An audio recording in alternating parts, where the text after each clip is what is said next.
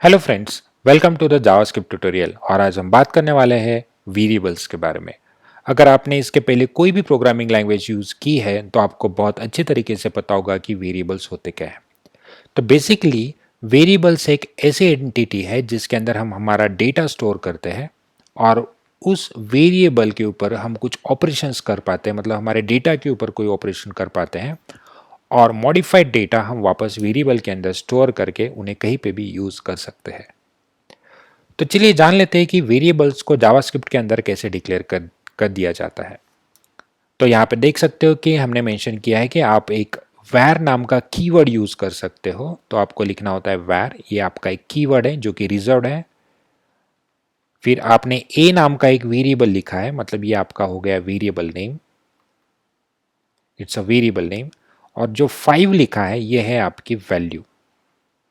तो इसका मतलब है आपने मेमोरी के अंदर एक वेरिएबल बनाया तो आपको एक मेमोरी ब्लॉक मिल गई जिसका नाम आपने ए रखा है और जिसके अंदर वैल्यू चली गई है 5। अब जब भी आप ए को यूज करोगे तो आप वैल्यू यूज करोगे 5।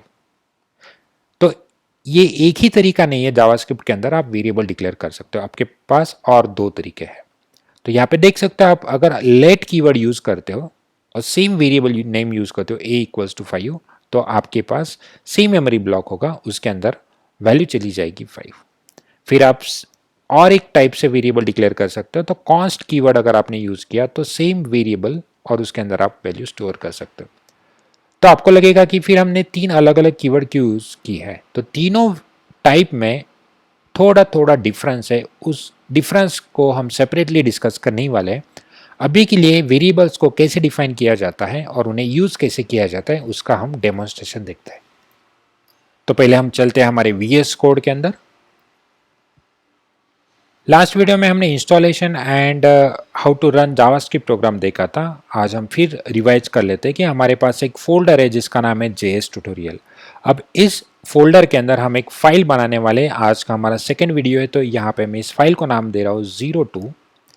फिर हमारा जो कंसेप्ट है उसका हम नाम देते हैं। तो मैं अंडरस्कोर लिख के वेरिएबल नाम देता हूँ, वेरिएबल डॉट जेएस। तो ये हमारी फाइल का नाम है 02_variable.js।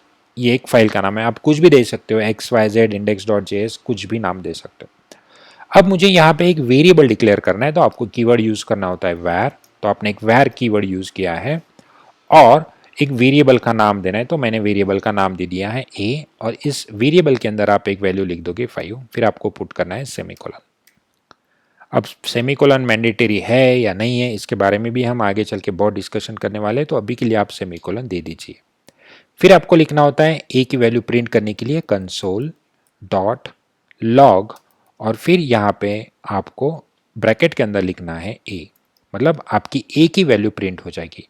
इसे रन करने के लिए आपको आपका टर्मिनल ओपन करना होता है। तो आपको टॉप मेनू पे यहाँ पे ऑप्शन मिल जाएगा टर्मिनल, या फिर आपको बॉटम से आपके VS कोड के बॉर्डर को खींचना है, आपको टर्मिनल मिल जाएगा आपके उसी फोल्डर के लिए।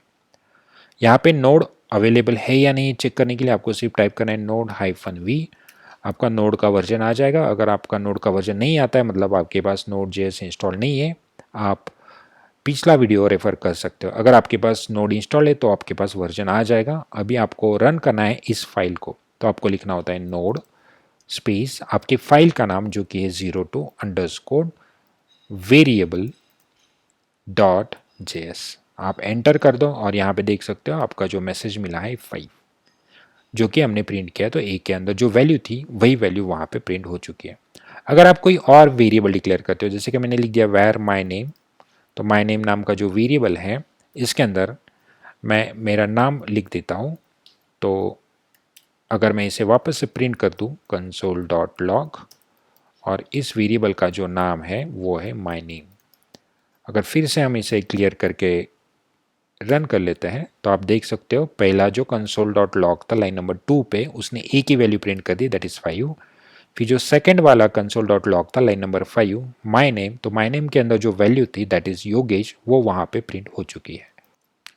तो ये था हाउ टू डिक्लेयर वेरिएबल। आप नंबर, डेसिमल पॉइंट, कुछ भी वैल्यू स्टोर कर सकते हो। देखिए यहाँ पे हमने वैल्यू स्ट्रिंग ली थी इसलिए यहाँ पे डबल कोट्स में मेंशन कर दिया। अगर आप ये डबल कोट्स नहीं लिखते और फिर अगर आप इसे रन करते तो आपको एरर आ जाती। अब अगर आप उस एरर को रीड करते तो योगेश इज नॉट डिफाइंड, क्योंकि योगेश एक रैंडम अनआइडेंटिफाइड वेरिएबल हो चुका है आपके टर्मिनल के लिए। तो यहाँ पे आपको स्ट्रिंग को डबल कोट्स में ही इनक्लोज करना पड़ेगा, या फिर आप सिंगल कोड भी यूज कर सकते हो जावास्क्रिप्ट के अंदर, और तब जाके आपको आपका आउटपुट मिल जाएगा। तो चलिए डिस्कस कर लेते हैं कि वेरिएबल्स के नाम कैसे डिफाइन किए जाते हैं।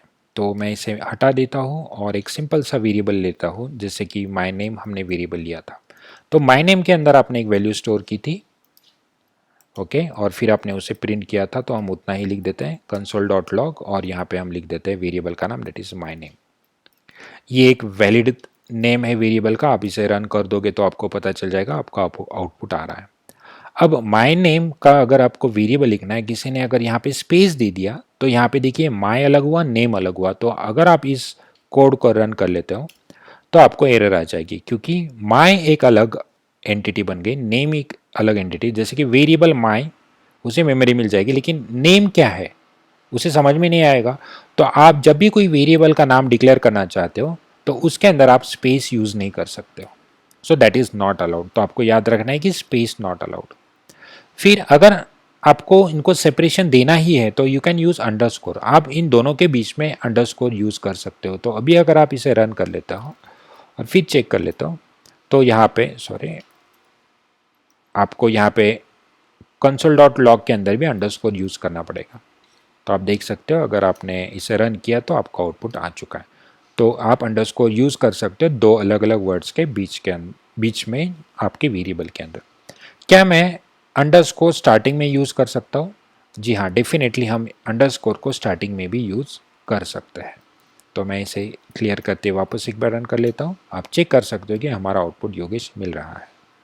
ठीक है, मतलब अंडरस्कोर हम बीच में भी यूज करते हैं, स्टार्टिंग में भी यूज करते हैं, तो ऑब्वियसली एंड में भी हम कर ही सकते हैं। क्या मैं हमारे वेरिएबल का नाम स्टार्टिंग में ही कोई नंबर लगा के स्टार्ट कर सकता हूँ? तो देखिए मैंने टू माई नेम लिखा है और यहाँ पे मैं हटा के टू माई नेम लिख देता हूँ, तो दैट इज नॉट अलाउड। तो ये वापस एरर जनरेट कर देगा कि आप कोई भी वेरिएबल का नाम नंबर से स्टार्ट नहीं कर सकते। क्या मैं मेरे वेरिएबल का नाम किसी सिंबल के साथ स्टार्ट कर सकता हूँ? तो हम चेक कर लेते हैं कि अगर मैं डॉलर लिख दूँ तो मैं इसे कंपाइल कर दूँ तो आपको देख सकते हो कि डॉलर वो अलाउड कर रहा है। अगर मैं एट द रेट लिख दूँ तो शायद अलाउड ना करें। तो मैं यहाँ पे एट द रेट लिख दूँ, तो मैं इसे कंपाइल कर रहा हूँ। तो कंक्लूजन है कि डॉलर उसने एक्सेप्ट कर लिया, लेकिन एट द रेट वो एक्सेप्ट नहीं कर रहा है। मतलब हम जनरली स्पेशल सिम्बॉल्स अलाउड नहीं करते वेरिएबल के नाम्स के अंदर। जैसे कि मैंने यहाँ पे सिंगल कोट लिख दिया, यहाँ पे भी सिंगल कोट लिखना पड़ेगा, जो कि नॉट अलाउड है। तो हम किसी भी वेरिएबल का नाम कोई भी सिंबल के साथ स्टार्ट नहीं कर सकते। क्या हम किसी वेरिएबल का नाम कैपिटल्स में लिख सकते हैं? यस, डेफिनेटली लिख सकते हैं, क्योंकि वो जस्ट एक वेरिएबल है जिसका नाम आपने कैपिटल केस में लिखा है। तो आप इसे क्लियर करके भी चेक कर लीजिए, तो आपको आउटपुट मिल जाएगा आपका नाम। क्या मैं एक वर्ड स्मॉल केस में और दूसरा वर्ड कैपिटल में यूज़ कर सकता हूँ? यस, डेफिनेटली कर सकते हो। आप कोई भी कॉम्बिनेशन यहाँ पे यूज़ कर सकते हो। तो जनरली वेरिएबल के नाम कैसे डिफाइन किए जाते हैं? तो अगर आपके वेरिएबल के नाम दो अलग अलग वर्ड का कॉम्बिनेशन है, जैसे कि यहाँ पे माय एक अलग वर्ड है और नेम एक अलग वर्ड है, तो वेरिएबल का नाम हमेशा स्मॉल केस से स्टार्ट किया जाता है और जो सेकेंड वर्ड है उसका फर्स्ट लेटर कैपिटल लिखा जाता है और इनको कंबाइन किया जाता है, और इस टाइप को कहा जाता है कैमल केस। तो यह है एक standard procedure name variable name declare करने के लिए। आप इसे फॉलो करिए और थ्रू आउट द सीरीज हम लोग वो फॉलो करने ही वाले। तो ये था variable, how to declare a variable and how to print it. अगर आपके पास कोई नंबर है, जैसे कि मैंने लिख दिया where x is equals to 5, हमारे पास और एक वेरिएबल है where z is equals to 7।